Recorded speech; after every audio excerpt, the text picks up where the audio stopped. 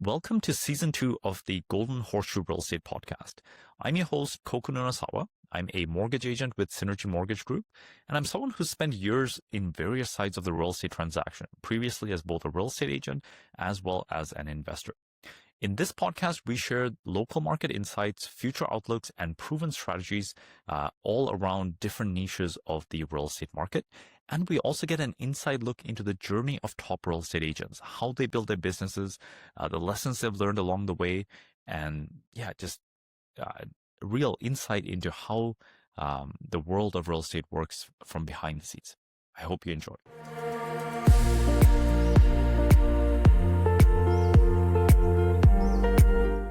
All right, so we have Andrew Perrie here.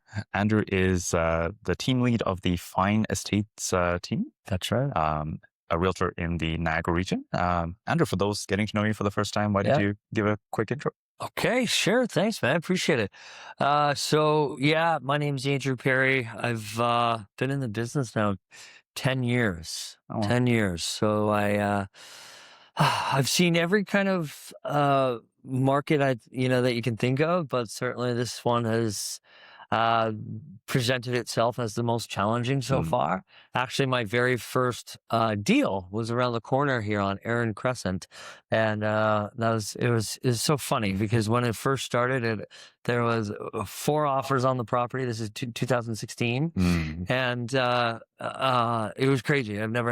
I didn't expect real estate to be that way, and there was like 20 realtors presenting their clients, offer and all of that. It was just so weird. And then the stress test came, and then we hit a wall, and it kind of experienced something like we're experiencing now. So, our team does roughly, I think we're about almost 600 million in total historic volume. So that's including all the deals that I did when I didn't have any team members, but still pretended to be a team. And we average about 80 to 120 deals a year, including leases. So we've been through it all, and it's I love real estate. This is something that has been a big part of my life for a long time now, and so I'm excited to talk about how we can make others excited about it as well, including buyers.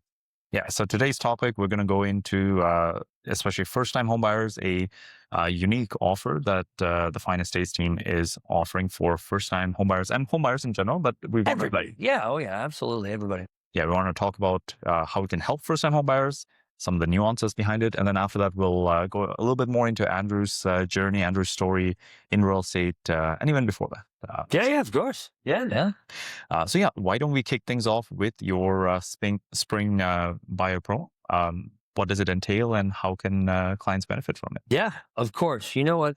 Ultimately, we have, especially as a company, we have an incredible amount of listings. So much so that it seems that that's all the phone calls we've been getting. Is we've only, listings, which isn't something out of the ordinary for us. I mean, we're always listing heavy. Currently, I think right now we've got about 47 on the market and about, probably a dozen or so off market. But the interesting thing is that usually in any other market, although we are about 65, maybe 70% listings versus buyers, this year, our phone has basically stopped ringing for buyers, entirely.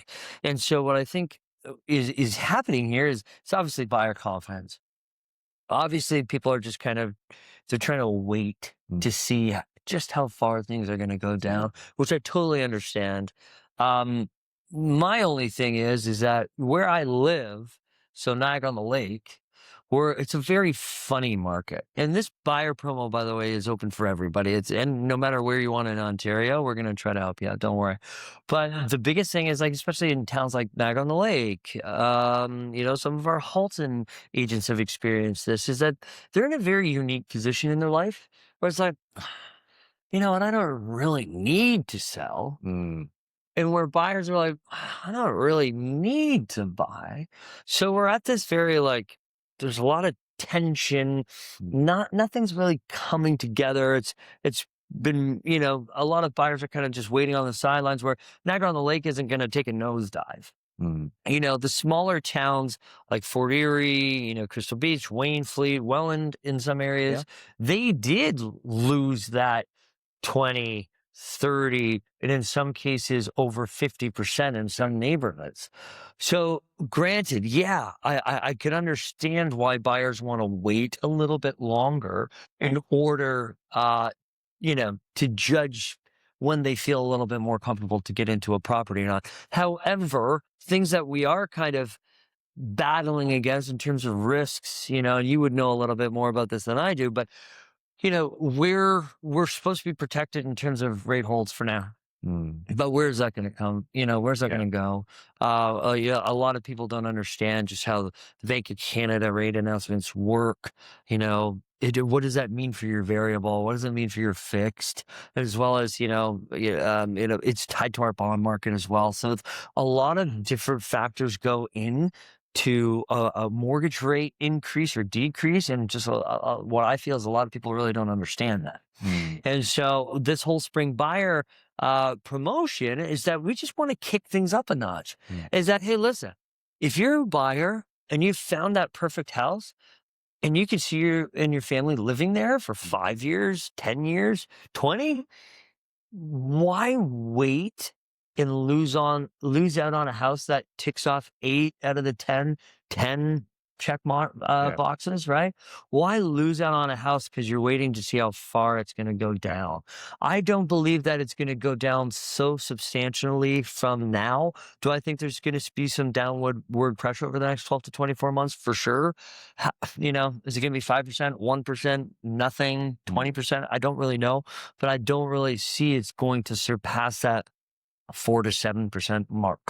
So if you take your 4 to 7% and you sit down with a mortgage broker, of course, and figure, well, what does that mean monthly versus my rate of today versus a potential rate of tomorrow? And I think you find that if you just, you know, commit to something that you feel really comfortable about, I don't think you're going to be mad at either yourself or me in a year or two from now. So that's why we wanted to start the buyer promo, is we wanted to kick the market into gear a little bit more, but and sell our listings too as well. If I could be honest with you, we'd love to sell our own listings, but it's not just for our own listings. It's for any property that buyers want to buy. So the way it's going to work is that a buyer is going to reach out to us directly. Unfortunately, this buyer promo only works if you work with our team, naturally, right? So the way it works is it's up to $5,000. You could take cash back for sure, or what we suggest is we like to use it for, you know, your closing costs. That could be moving costs, storage. It could be for, you know, some yard cleanup, some light renovations when you've actually moved into the property, lawyer fees, whatever you want to use it for. That's what it's there for. And so the way it works is that it's 25% is how we've calculated the ratio. All the terms and conditions, by the way, Rico, Korea, Nara, if you're listening, all of our terms and conditions are all on our promotional website that we'll probably leave in the description somewhere. So the way it works is that the ratio roughly is 25% of the total commission that the seller of that property is offering. Okay. So, for example, if it's $10,000, you're going to get up to 25% of that back into your pocket. Okay. Where the cap is $5,000. Okay. So, if you get $1 million property, 1.2, you take that buyer commission, you take off the 25%, and as long as it hits $5,000, that's how you can unlock it. Perfect. Now, there are other really cool initiatives that we're working on. I haven't told anybody about this yet so far, but I knew today I'd be on the podcast, right? So I wanted to kind of keep this under my sleeve. Is that we've actually teamed up with a very reputable local custom home builder who's actually going to match whatever that cashback incentive is. So if it's $5,000, they're going to match it at $5,000, so that you can now have potentially $10,000 to put into a kitchen reno, to redo the driveway, you know, to remove that broken above ground pool that was rotting in your new home's backyard. Trust me, we see a lot of buyers say, hey, you know what? I love this house, but I don't want an above ground pool. I'm like, okay, let's take it down for you, right? So that's a really, really cool incentive that we're tacking on, and we're going to be adding that to our buyer spring promotion. The only kind of stipulations is that obviously you have to work with us. You have to work with Creek Home Customs, if that's Creek Road Homes, if that's something else that you want to take advantage of, and then you have until September 6th to firm up on a deal. So the reason why we chose that date is that summer does get busy, and I understand that. So if we could lock into something after Labor Day, that's ideally. I didn't even check to see when Labor Day is this year. It's probably the first. It's probably September 1st or whatever, right? So yes, ideally we have a firm deal by September 6th, and anything before that, and you automatically qualify. No matter what. There's no income qualification. There's none of that. As long as you work with us and put in a firm deal, it's unlocked. Perfect. Cool. Yeah. No, I think that's a great offer, and especially like you mentioned, closing costs. When we work with many times first time buyers, but buyers in general, we typically outline their estimated closing costs, and it's always a bit of a surprise. They're like, "Oh, I didn't know land transfer tax can be that much. I didn't know I'm gonna have to pay legal fees, right?" Like That's right. And just knowing that your down payment isn't the only cost. That's right. And you know what? I'm very happy you brought that up, because I might have to change the verbiage, because, when you think about down payment assistance, when you think about the program that we're running, I did not design it for first-time home buyers, by the way. However, subconsciously, that's kind of how we feel. So when you see land transfer tax, of course, absolutely, that's what if you've already owned a home before, you can use this money to go towards the land transfer tax. When you close on your deal, your lawyer's going to give you what's called a statement of adjustments. Yeah. Put that $5,000 towards that, and then boom, there you go. Yeah. Perfect. So we also have some interesting mortgage programs that we want to share. Yeah. Especially if you're a first-time buyer who's interested in the spring promo. Yep. I think these are programs that can go hand in hand, especially if you are someone especially qualified, meaning you're making a decent income, you've taken good care of your credit, you haven't accumulated a whole bunch of liabilities. Yes. But the main thing holding you back from making a purchase is the lack of a full down payment. And especially nowadays, if you're paying, market rents, it can be tough to pay rent and save up a full down payment. Yes, that's right. So essentially, there's two options that we have currently, and these are specific to the Niagara region. One is the region is giving a grant of up to 10% of the purchase price that can be used as the down payment. You only need to come up with the closing costs. Now, with the spring promo, you kind of have a bit of help there as well. Yeah, you have a little bit extra. And there's another a lender program. It's called a cashback mortgage. So we have just one lender from all the lenders we work with. Only one does this, where they will actually lend you the down payment in addition to giving you a regular mortgage.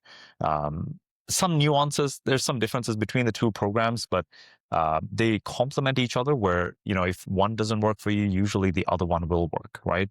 So if you're someone in this sort of situation, definitely, reach out to Andrew, reach out to myself, and there's definitely some options available now. Okay, good. I love it. I knew these existed when I was purchasing my first home, by the way, because some of these actually did exist back then, and they just weren't talked about. Yeah, I think the only thing that we have, because again, we're talking about first time home buyer, kind of.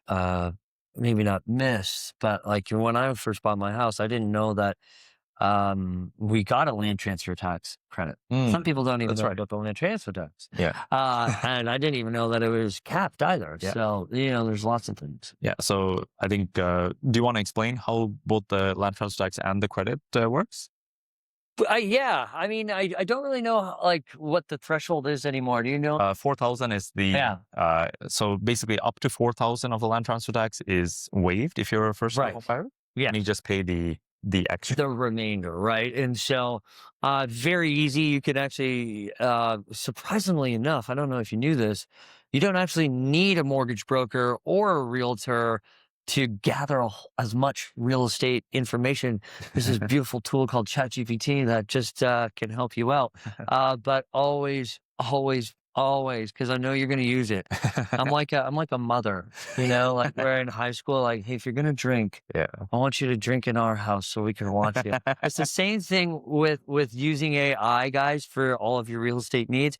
I want you to use it. I want you to start the process early. I want you to ask as many questions as humanly possible and be prepared when you're interviewing your mortgage broker or your realtor. Having said that, make sure you bring all that information to us so that we can look it over, because how generative AI works is it's based on your input. It's not necessarily designed to conflict with what you're asking, right? So just be very, very mindful of that. But yes, you're right. So up to $4,000. So again, ChatGPT, you just Google or just ask it, what percentage, how does the land transfer tax gets calculated? It's a bit of a complex, it's a sliding scale of percentages. So it ends up based on the price. Yeah, based on the price. To the point about AI though, that is a really good point, because we use AI all the time for different parts of our business, but we never use AI when we don't know the answer or we don't have some background in the information to be able to determine what is useful, what is not, right? Like my own brother, for example, is going through a mortgage refinance. So I'm helping him out with this. And then he tells me, no, AI told him not to do something. And I'm like, but I'm your brother. I know your situation intimately. That's right. Like, I'm telling you the opposite because of XYZ reason, that for whatever reason, the AI, it's not, there's information, but then there's also making a risk-based decision. That's right. And I don't know exactly, but I feel like AI doesn't fully know how to comprehend, if there's a risk, how much importance to place on that risk. But part of that comes from experience, where it's like you deal with enough situations 100%. and you create, you get a judgment, right? I agree, and it's because they're missing the nuance of any situation, really.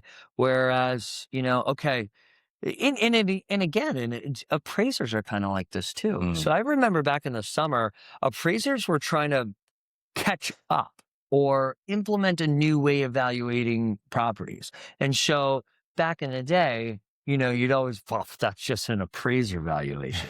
It's always low, right? All your sellers would be like, yeah, the appraiser evaluated at 800 grand, but we all know appraisers come in low to a piece of bank.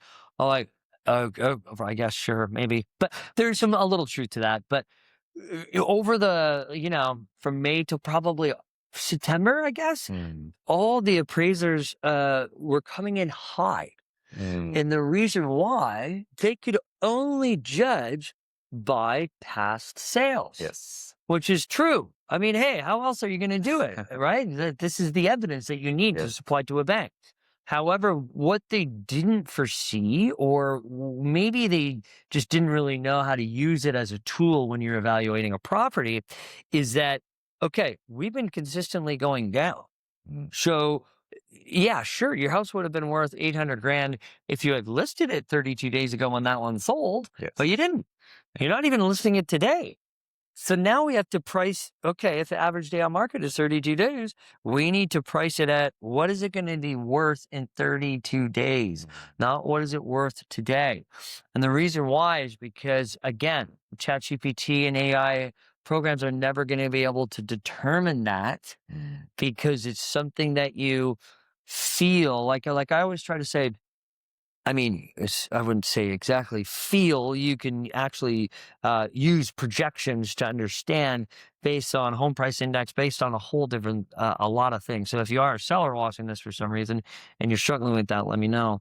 But ultimately, I just think that it's one of those things where ChatGPT is never really going to be able to understand that fully, because it's not working day to day. It doesn't hear the conversations that never make it into the digital space.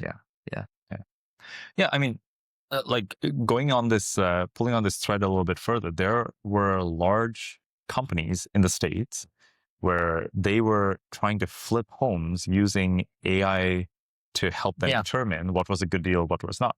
Right. And most of those companies shut down the divisions that were doing those flips because they ultimately ended up overpaying over enough deals that That's right. it started losing money, right? So That's right. this isn't, it isn't as simple as figuring out an algorithm and then you're done, That's right. right? Because clearly, you know, like you're dealing with people's emotions and That's their right. lives, right? Things change that's causing them to transact. And That's right. uh, Oh, and you know, homes are very yes, okay. You can use an adjustment method to find a value. Fantastic. Hey, you know, this cup is, you know, $5. It's see-through. It's got half, you know, it's halfway filled with water, but this cup is black mm, and it's 75% filled with water. It's like, wow, I really like the black one. mm, Now, what's the difference between the inside and the exterior color and all of that? Whereas all comes down now to preference, mm, right? Even though that things are kind of similar, it all comes down to a subjective decision that buyers make. The adjustment method gives you some baseline to start, which is where you would start with your AI tools. Because I will admit this, I'm a top selling realtor, and I'm not afraid to admit that AI is working at getting better every single day. Every time you know, hop on a new trend, you know, AI is analyzing that. yeah. Every time you type something in on your phone, every time you use Whisper, every time you use Siri, like it's all of this is is you know, cultivating such a powerfully, you know, exponentially fast growing system that is eventually going to be right. Mm, Right? So now, how can we use that as a buyer or seller to facilitate our own real estate needs? yeah. And I would bet that that gap between self-representation and, you know, working with the realtor, you know, it may only be, you know, 5% within the last, you know, decade. I guarantee you that's going to go up to 25 or 30% from people who want to tackle things themselves based on how confident they feel with AI. And I empower that. I mean, if you can do something yourself, go do it. Absolutely. However, the only trouble is that you see that with discount brokerages. Mm, You see that with for sale by owners in markets like this. In a fast paced market, anybody can sell a house. That's just how easy it is. However, in a market like this, are you going to be able to remove your own emotions? mm, Set that aside, disassociate yourself from your list price, what your actual value is and how much, you know, time and memories you've spent in your home, and really be able to kind of put those emotions aside and come together for a successful deal. That's where you know, I really advise at least a consultation with the realtor, because at the end of the day, what we're seeing is if you miss that first 72 hours of being on the market, if you, I don't know, for example, turn down your first offer in this market is always your best offer. Just always remember that. And the more time goes on, the more money you're going to lose.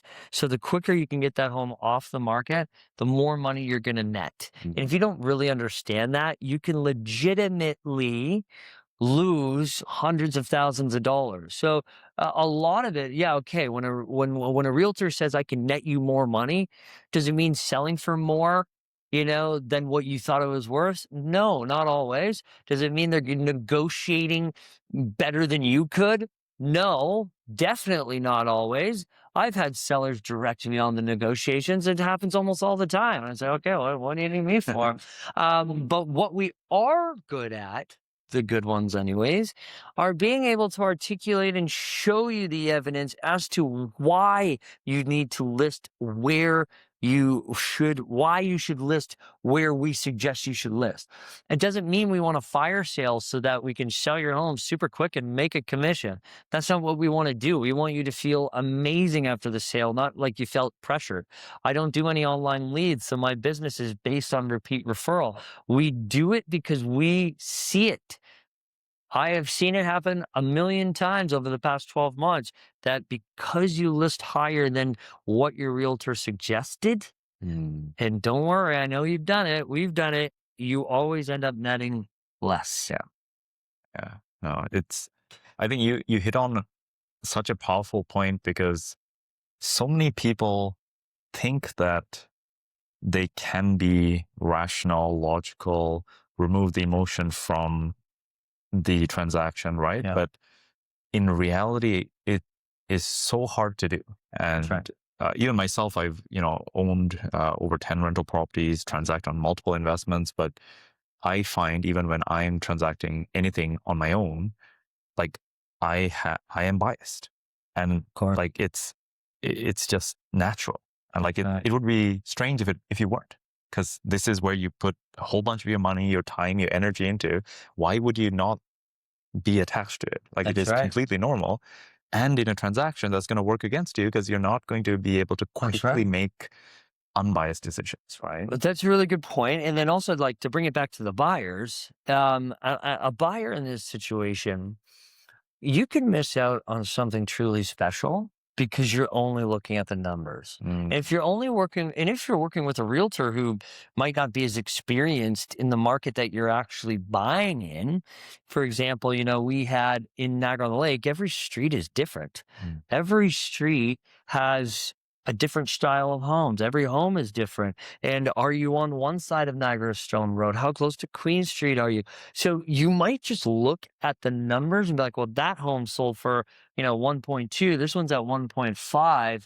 Like, there's no way. This doesn't make sense. And ultimately, you miss out on, like, okay, 5 years down the road, shoot, I really wish I'd bought there because everybody's parking out front of my house here. There's a new daycare that just opened here. And as much as I love kids, like, they're screaming all the time. And right here is a new commercial development that I could have walked to in order to get my groceries. So, like, when you work with somebody, mm, ask them about their experience in the neighborhood. Because as a buyer, especially if you're representing yourself, if you don't know as much as humanly possible about now, okay, great, you just bought that one for $300,000 less, but you missed a massive upside by just being a couple of blocks away because you were judging it too much on the price and maybe in a neighborhood that didn't make sense at all to the value.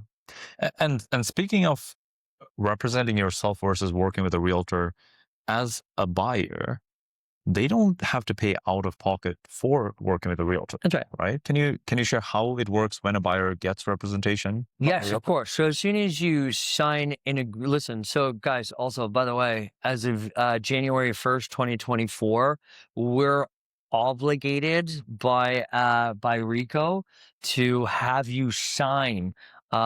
Basically, it's a little booklet that explains all the duty and representations of an agent, so that you know what you're doing before you step foot into someone else's house with a representative. Mm, So that's why we have to ask you to sign that, by the way, is because we have to. If you're meeting an agent for the first time and they're not asking you to sign that, they're either inexperienced or, maybe too scared or not as confident in their abilities. So we're going to ask our buyers that every single time because it's part of our sure. duty of care for you. So ultimately, once we get that signed, it means that now I can start showing you homes. We don't have to really enter into a formal agreement quite yet, which is called a buyer representation. We can kind of dance, we'll court, we'll get to know each other, see if we make sense. I might not like you. Right? I'm just joking. I'll always like you. You might not like me. You honestly might not like my style, Mm. or maybe you think I'm just inexperienced and I don't know what I'm talking about because you've been using ChatGPT. I'm just joking. Right? And so once we can represent you, we can now start showing you properties. And part of our service package. It goes a little bit different for first-time home buyers. First-time home buyers, we're going to be like your best friend. or annoying cousin for right up until closing. So we're going to hold your hand. We're going to take you to your pre-approval. We're going to do everything the mortgage broker, asks you to do. We're going to actually hold your hand and make sure that you do it. We're going to, although we can't give like credit advice and all of that stuff, we're going to share some best practices of how our clients are able to start saving up for that down payment. Legitimately, we're going to be with you, checking in every single day. Now, for the more experienced buyers, it's something that,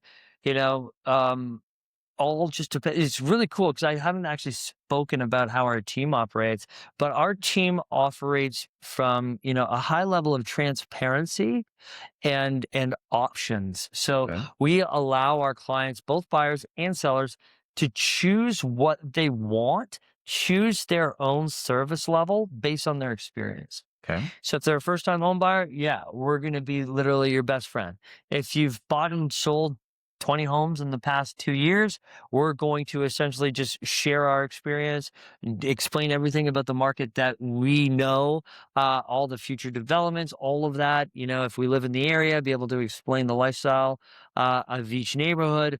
But ultimately, if you live around the corner, what more can we tell you, especially if you've lived in the town longer than we have, right? So we kind of just let you take control of the situation until you're ready. And then, when it's time to negotiate, that's when we step in more aggressively, I guess you could say. And so once you find a house that you like, we do all the research, we do all the showing bookings, we do everything, all the consultations, and we actually don't charge anything. The listing brokerage pays us directly from what the agent and the seller had decided on at the kitchen table. So, in Canada, can you agree to a different remuneration before closing or before firming up? Yes. But if the seller offers 2%, 2.5%, they can't renege on that. We're in the States, that's actually flexible. In some states anyways. And so the way it works is that the listing brokerage pays us at closing, and none of that comes out of the buyer's pocket. Now, two very important things that comes from the sale price of the home. So does the buyer really pay for it? Technically, yes, because that's part of how, if it's $500,000 for the house, $500,000 goes to the seller, and 2% or 4% or 5% goes to the listing brokerage, and then that gets cut to the buying agent. Now, whatever the seller and the listing brokerage had agreed to, that really has nothing to do with the buyer. So many people, here's point number two, many buyers feel that if they go directly to the listing agent, which if that's what you want to do because you're representing yourself, then do it. I empower you to, but don't do it just to be in representation with the listing agent, because that's when problems really start happening. So if you're not experienced enough in home buying, I don't suggest it. Find a buyer agent. But ultimately, people think that when they go directly to the listing agent, that means that they're going to save more money. Listen, everybody's getting a house accepted under asking right now. So why not have your own representation? Doesn't make any sense to me. So the listing brokerage and the seller already agreed to a commission. Doesn't mean that you're going to get those savings just because you go directly to the listing brokers. Again, do you take your own car dealer representative when you go to a car dealership to help you buy a car and they negotiate for you? No. But buyer agents come with an immense value if you don't necessarily know a lot of what you're doing. So if you're moving to a new town, always call 1 to 3 different buyer agents, and just interview them. Go to ChatGPT and ask for interview questions. Yeah. Well, I'll say this, I think the way you say it is kind, in the sense that if someone has experience, you almost imply that they can do it themselves. But I'll take a firmer stance on this. Like, I've seen people, because the average person transacts on like maybe 5 to 7 homes in their lifetime. That's right. Right? You're seeing more than that in a month or two. right? So their experience may be spaced out over 20, 30 years. Yeah, The transaction from 20 years ago is not relevant today. I agree. All the information, what they learned back then, some of it may apply, but most of Yeah.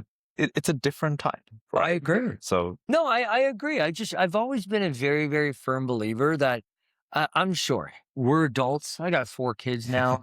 I don't need any other adults telling me what to do. So if an agent's going to sit here on a podcast or, create content on Instagram and just say, no, you need to use a buyer representation. It's a lot of it. I have clients that actually hire me because of this, say a lot of it has real no value. Like if you don't even live in the town and a buyer lives in the town, they've lived there their entire life. They know when a new development is coming. They know what these houses sold for. The biggest thing that changed everything in Ontario real estate was House Sigma.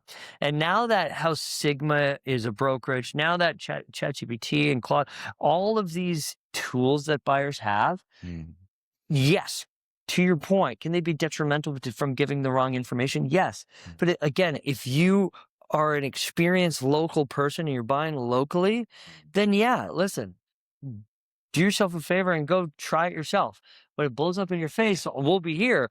But ultimately, it's really not that hard when you break down if you look just on a blank piece of paper and you start writing down the services of an agent, yeah, that is easy. Doing what we do is easy. It's the dealing with people. It's the running around when people you add another listing and you've done the perfect home schedule itinerary and somebody adds 1 or 2 more houses and you got to redo it. Like, you know what I mean? It's all of those nuanced dealing with emotions things that are hard. So theoretically, a buyer can do everything that we can do themselves. The only difference is that if you don't have any type of experience buying what you're buying, that's where the troubles can really happen. And we've seen that. And you've seen this now over the COVID times. We had everybody coming and their mother coming from the GTA, and they brought their own agents. Usually it was probably a son, brother, daughter, somebody in the family, or their own representation, which is totally fine, by the way. But again, they would come here and say, oh, this brand new house, 3,000 square feet, 4 bedrooms, 3 bath. Man, in Toronto, this is 3 million. So in Thorold, right by the the jail, 1.5, easy. And so that's the problem, is that if you don't know the area, whether you're an agent or a buyer, you can get yourself into some real hot water because those properties are now selling for 800. Yeah. So yeah, no, we covered quite a bit there, but yeah, I think I've seen even like the value that a buyer agent brings. Sometimes it's even as subtle as like when you're walking through the property, because they know like what happens on that street. Like I know there's a street here in Welland where it's not visible, but there's a slope downwards, and pretty much all the homes at the bottom of the street, their basements will flood at some point or another. that's right. And it's like there are nuances to neighborhoods, to streets. Maybe if you lived on the street, but if you live maybe 2 streets over, unless someone told you about it, you wouldn't necessarily know about that. That's right. I agree. And also, you might not know about any of these programs, right? And so even if you are a buyer that does know everything, maybe you've missed out on a whole bunch of savings, credits, and incentives just because you didn't have a consultation with the buyer agent. Yeah, and again, don't let me kind of confuse my messaging. Is there value into a buyer agent? Yes. Can a buyer go and buy their own house? Yes. However, things that are easily overlooked can be overlooked when you're doing it yourself. Because like you said, you could get excited. Yeah. How many times have I done that? Go cottage shopping, get excited, and I'll shout out to a good friend of mine, Jim Marshall, up in Perry Sound. He's like, "Oh, no, you don't want this one." I'm like, "Why? This looks beautiful." Well, the docks tend to flood, or this and that, right? Or actually, you want to Airbnb and you can't Airbnb here. So, these are all really, really big issues that you might not even run into for another year or 2 or 5 years, right? So. Yeah. Yeah, I think we've covered quite a bit. Any last thoughts for first-time Yeah. home buyers looking in Niagara right now? Any advice, any common misconceptions, anything top of mind that we haven't covered already? Well, in terms of, I think the biggest one that I get is and it's a classic. Is still they think they need to put 20% down. I know everybody says that we do videos on it, right? But I still feel like that. I feel like that holds a lot of buyers back because they never had a consultation with the realtor. There's no cost to it. Every buyer that we hook up with, we do either an in person. We try to be in person or virtual, right? A lot of buyers are busy; they want to do virtual, but we always have a discovery call because you do not need 20%, and in some cases, you don't even need The anything. 5%. Right? Exactly. Yeah. So that's a big one. They've never heard of land transfer tax. That's Yeah. another big one. And I just think ultimately what held me back for 10 years was just I never thought that I could. Mm. And that was 15 years ago, 20 years ago, right? So houses were a lot cheaper than they are now. So I can almost, I don't, I feel for all the first time home buyers who are like, I think it's way out of reach for me. Yeah. So I think that's the biggest misconception is because it's not too out of reach for you. Yeah. And there are programs to help get you locked in should you not qualify. But ultimate, and some of these programs are, even if you do qualify, you get extra incentives. So why not take advantage of it? But ultimately, I just think that even if it's crossing your brain, reach out to a buyer agent, reach out to me. Like if you're watching this and you're in Ontario, reach out to me. I'm happy to hop on a 15-minute call and just give you all of my knowledge, no matter where you are, and I'll help you introduce you to a realtor in that local market if it's not one that I service. So, yeah, start there.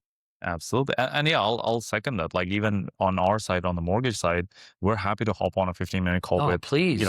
anyone who's even thinking of buying a home. And Mhm. we'll tell you on the call, you are not ready to buy a home, but here's the 3 to 5 steps that you Yeah. can work on over the next 6 months, 1 year, That's 2 right. years. We'll at least give you a game plan and tell you what are the things holding you back.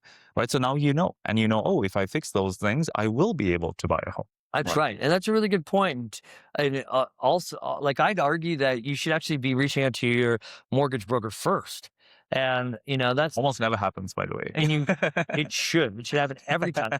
Even even if it's as simple as like, hey, listen, you don't have to sit down for long, just touch base. Yeah. So even at the very least, he can send you like a checklist of Yeah. things you need to gather. It's just like when you went to go rent a house. Yeah. When you need to gather all of these documents, and that sometimes that's the hardest part. And after that, the rest is easy, right?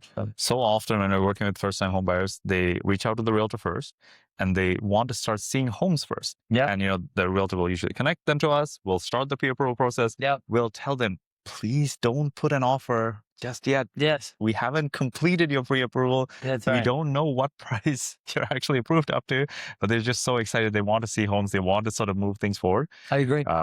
It's very natural, but like you said, the optimal way is talk to a mortgage broker first, get your pre-approval, understand what you're approved up to, but not just the amount you can buy up to, but actually get a budgeting scenario of like, what does that actually cost me on a monthly basis? Yeah. What am I currently paying in rent? Like if it's $1,000 more, am I comfortable to take that off? That's right. Right. And be prepared for that.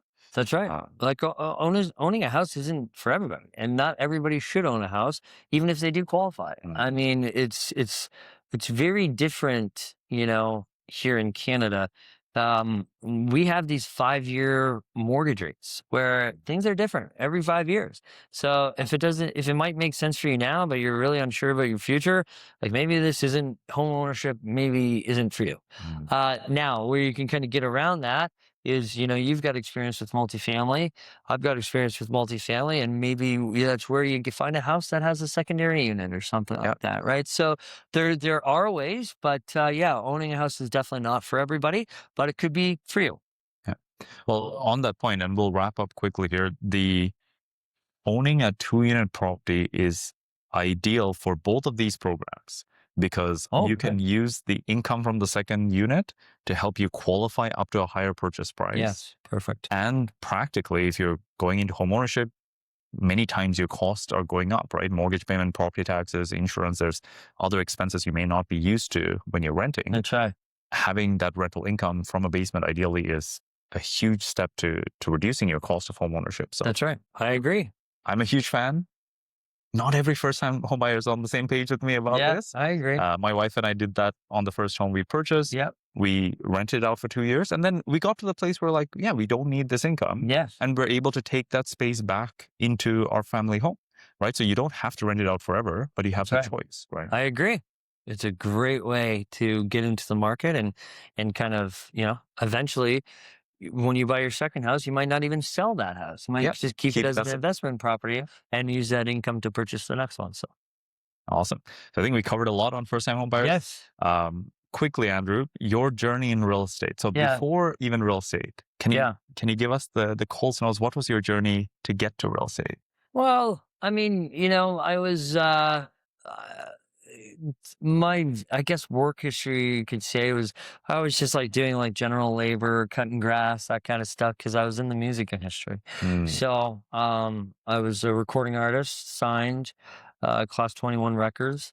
Funny story, when I got into sales, I basically put music on a standstill. I thought it was a hold, but it's basically a halt. And fast forward 15 plus years later, and I was in the studio last night with my old manager. We're putting out some new music, so that's kind of funny. Cool. But yeah, so I was in the music industry, did a lot of touring, did a lot of recording, did a lot of writing, and it just wasn't paying me anything. So I got into sales, and I worked at a company called LA Fitness that really got me some serious sales and business structure. So I got a little taste of that, the burning desire to sell and just talk to people and meet people. We had to do, I think the minimum was like 60 or 80 calls a day. Wow. That's a lot. Yeah. And I would do, 80 to 120 calls a day. You had to do 20 new leads in a day. Oh, wow. So, that trained me really quickly on how to talk to people and just kind of break the ice. And then eventually, I was just like, hey, listen, I need something that pays me more per unit than $25. So it was either cars or real estate.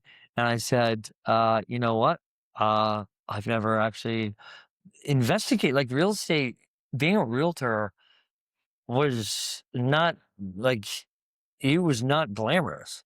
And that's why it's so funny to see people struggling and not willing to put in the time or energy into perfecting their craft or getting business, because real estate is very, very hard. This is not a business where you could just meet somebody and convert them into business right away. Like, this is a 3, 9, 12, 24-month business. Whereas, LA Fitness, I could call somebody, get them a free pass and sign them up for a gym membership within a week, right? Where it's very, very, unique, where we can work and never get paid 100% commission. So growing up, realtors were no higher on the totem pole than any like labor job, any type of career. Like, it certainly wasn't in the lawyer category like it is now. But I think it's starting to revert back now, where people are like, oh, well, it's not for part-timers. It's not like, please, guys, the number one question, if you're a friggin' buyer or a seller, are you a full-time agent, and how many deals do you do? Listen, our team does over 100 deals a year, like I mentioned. I'd say a healthy amount for any good agent is in that 20 to 30 deal a year, probably. I'm not saying that if you do less than that, you're any worse or better than I am, but my point is in a market like that, that matters. Your experience matters. Well, practically, like we were talking about before, Yeah, if you're not doing 20 to 30 deals, how many deals have you done in the last 2 months? that's right. And how much does things change in 2 months? Exactly. Right? So to have like boots on the ground, to do 2 to 3 deals, you've shown 10, 20, 30 homes. You've seen the home inside it, not just the listing, and you've seen Yeah. it sell, right? So then when you're guiding the next That's right. buyer, you have real world knowledge. That's right. Like we still have realtors in the Niagara area that aren't accepting sale of buyers' properties. Could that be a seller decision? Sure, I guess. But if you're any good at what you do, you should be advising your clients like, hey, look, there's risks, there's pros and cons.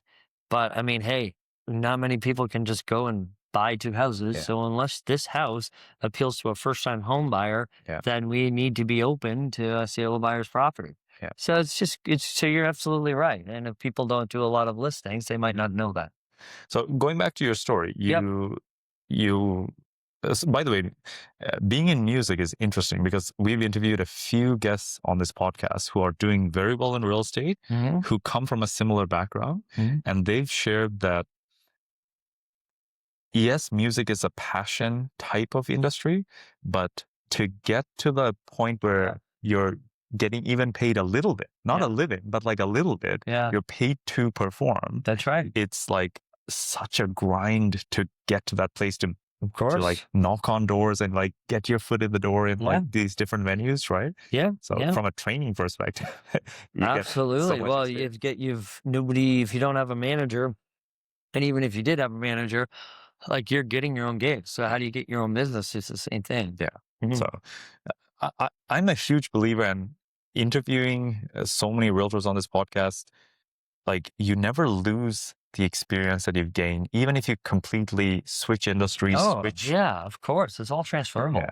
So there's something beautiful about that where it's like you even if you fail at something, you never really failed at it, right? You always get to keep the skills and like the person you became from that. Of course. Endeavor, right? Yeah, absolutely. I totally agree.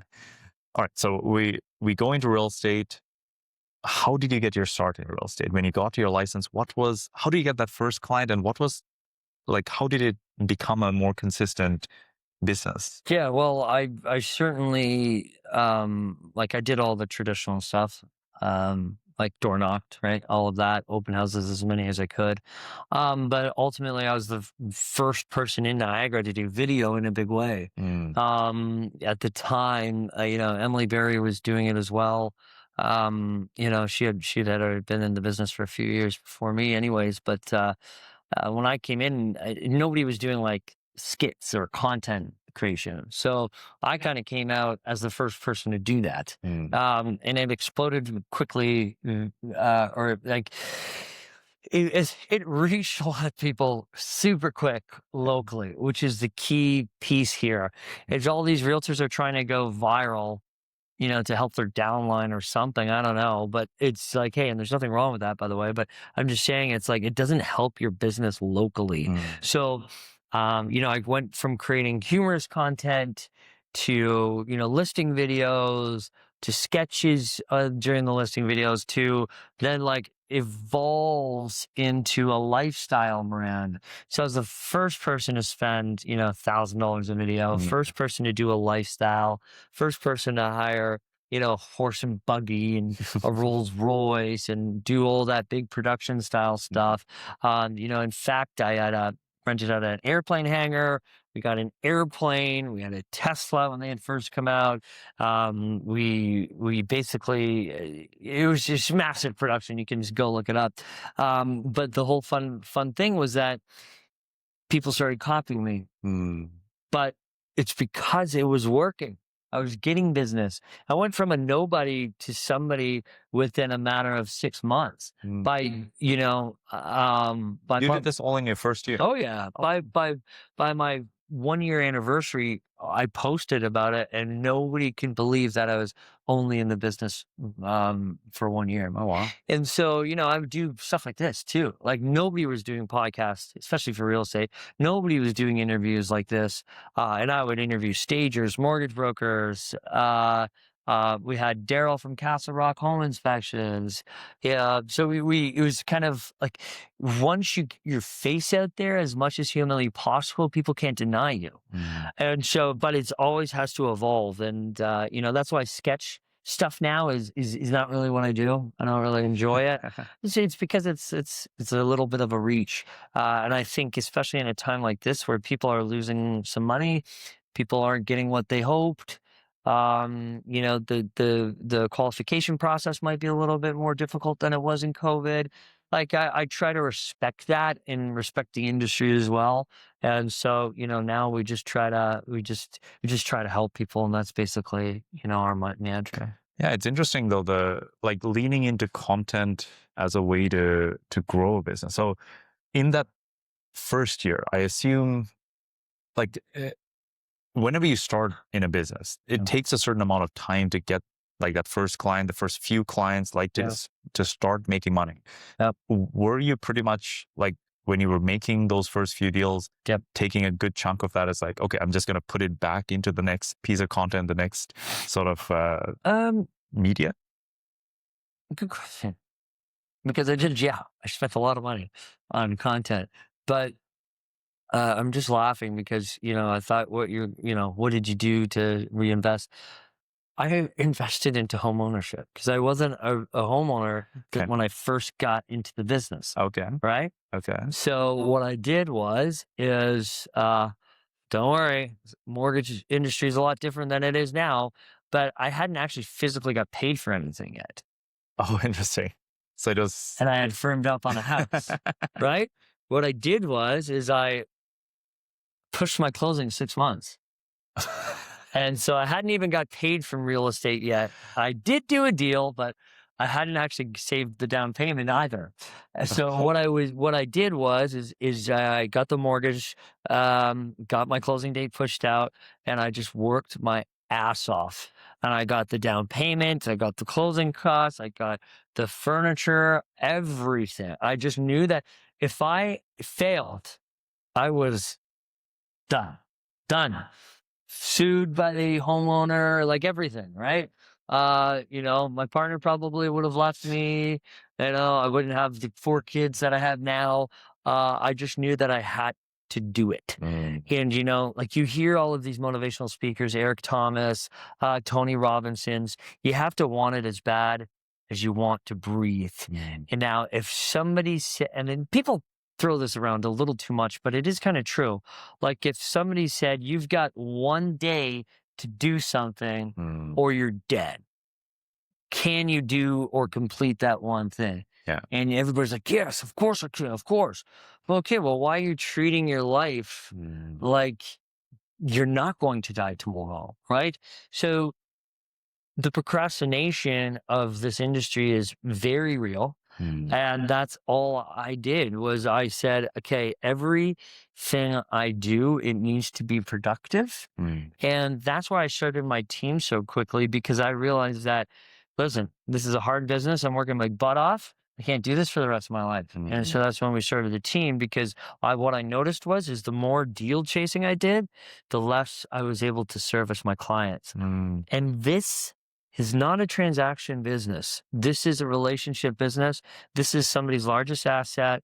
This is somebody's entire life. Their whole mental state, their physical state, their financial state can seriously be threatened with the wrong agent. And so I knew as soon as my service started slipping, I had to do something about it. And then now we have a client care department. Now we have a director of operations. Director of operations runs the team, runs all the back end stuff, all the sales training. Client concierge obviously works directly with the clients. And all my job is to sell your house and negotiate deals. I don't have to worry about new leads. Don't have to worry about onboarding, nothing. And I think that's where, a lot of people feel they, fell short with their agent, was that either their agent was so busy they barely had time for them, or their agent wasn't as serious and didn't know how to actually service them. So where I feel we come in is that, we've got the best of everything: marketing, network, and of course our services through the roof.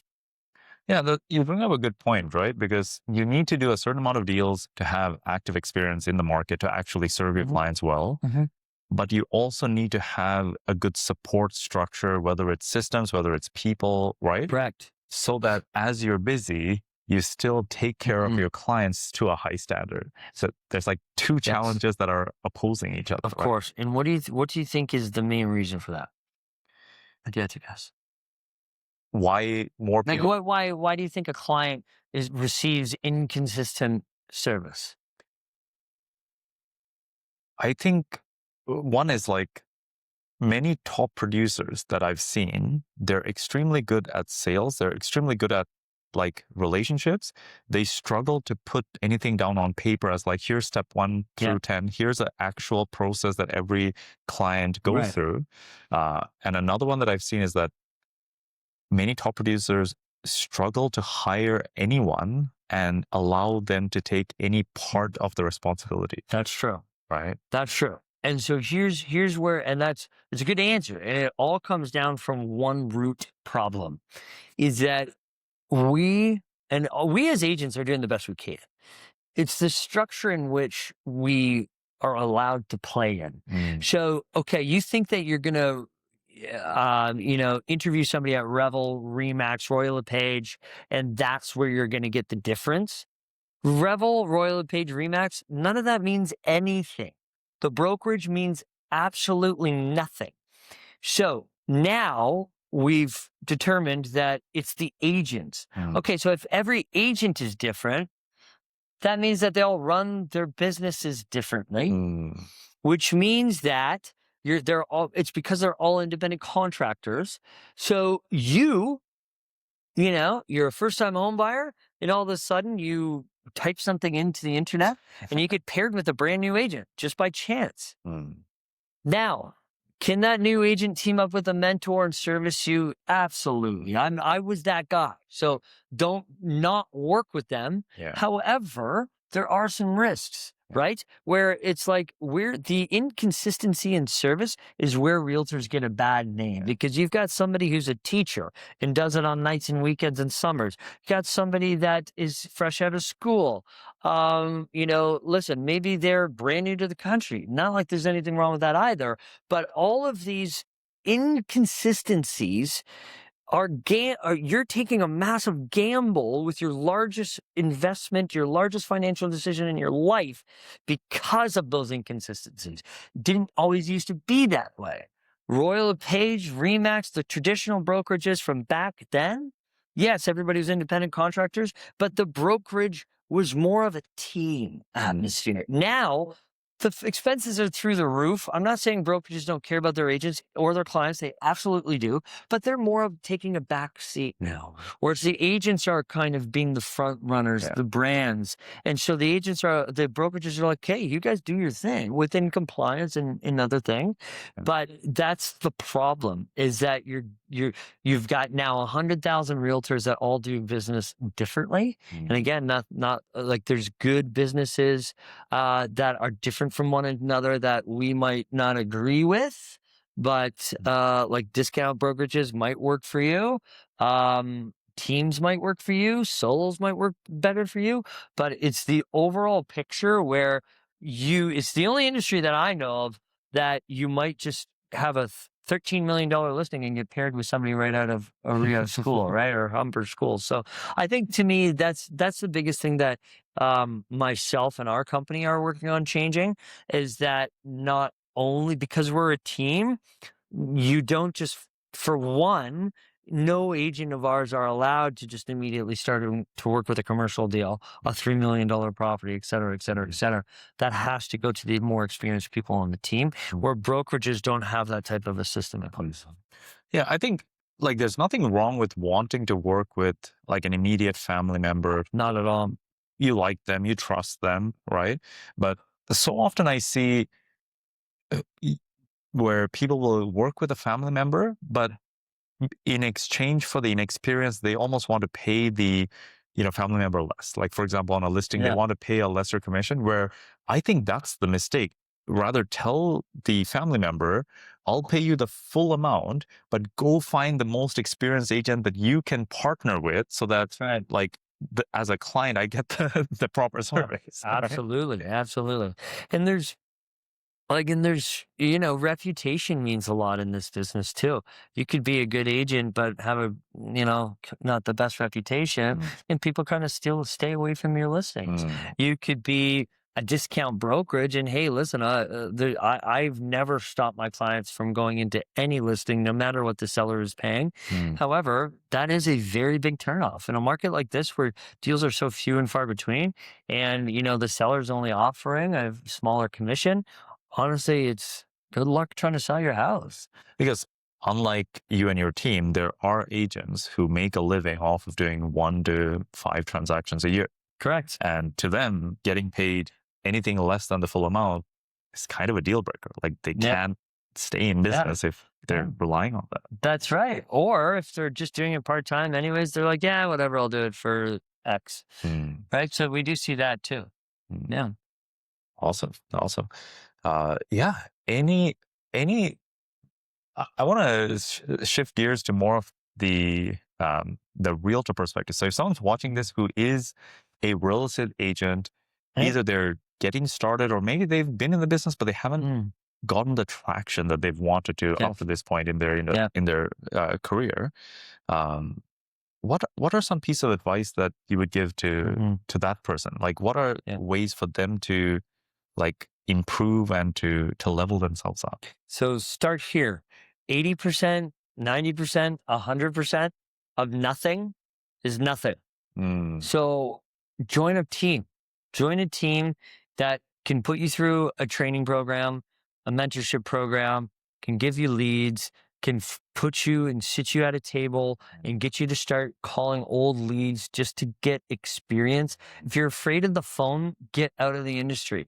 If you're afraid of meeting new people, turn around, lock the door, burn it down. Like, don't ever come back. Okay. This is not an industry in which you can just, accept a prosperous career by having a few deals fall in your lap. And, that's again, goes back to my last point where it's one of the few industries where, a deal could just pop out, from your website, random phone call from Google, and boom, next thing you know, you've just made 20 grand and you haven't really done anything. And the reason, and I'm not saying realtors don't do anything. What I'm saying is that once that happens, it creates a few different things. And one of the most important thing, it creates a lack of urgency. Because you think, well, hey, all I need to do is just meet one more person and I've got 20 grand, I'm good. Where I tell my team, hey, great job on that sale. Do not take your foot off the gas. You haven't even got paid for that thing yet. So don't take your foot off the gas. Continue reaching out to people. Find more of those homeowners that need help. And just so start there. Start by your interview process and find yourself a team. Don't go solo. It's just not worth it.